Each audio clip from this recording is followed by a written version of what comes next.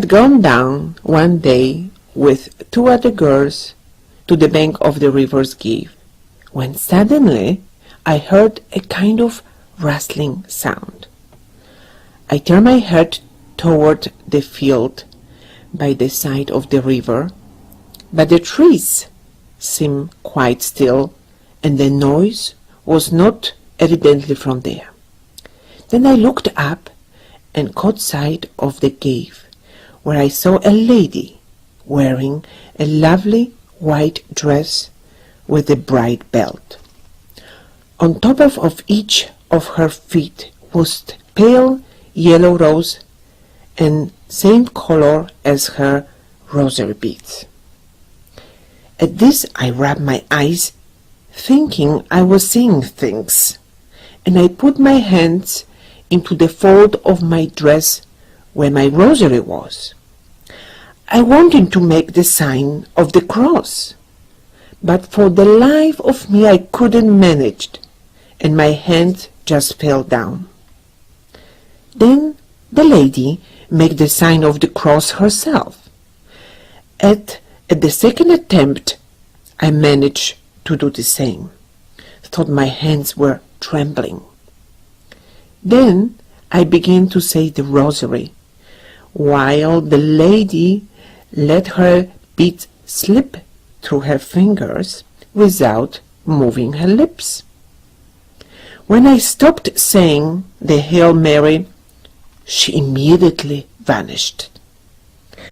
I asked my 2 companions if they had noticed anything, but they said no. Of course, they wanted to know what I was doing, and I told them that I had seen a lady wearing a nice white dress, though I didn't know who she was.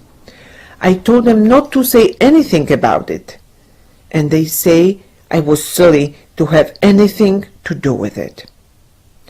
I said they were wrong, and I came back next Sunday feeling myself drawn to the place. The 3rd time I went, the lady spoke to me and asked me to come every day for 15 days. I said I would, and then she said that she wanted me to tell the priest to build a chapel here. She also told me to drink from the stream. I went to the cave, the only stream I could see.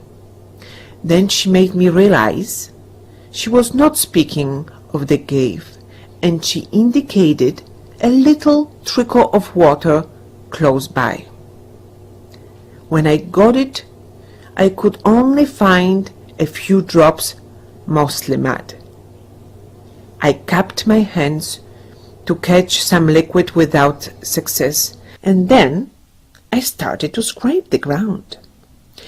I managed to find a few drops of water, but only at the 4th attempt was there sufficient for any kind of drink. Then the lady vanished, and I went back home.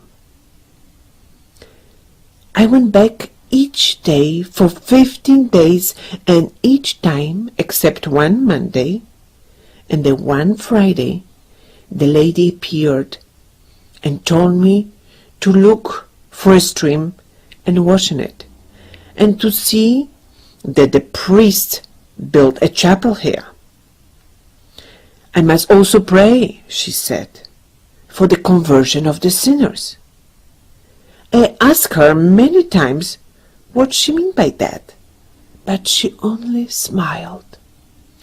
Finally, with outstretched arms and eyes looking up to the heavens, she told me she was the Immaculate Conception. During the 15 days, she told me 3 secrets, but I was not to speak about them to anyone, and so far I have not.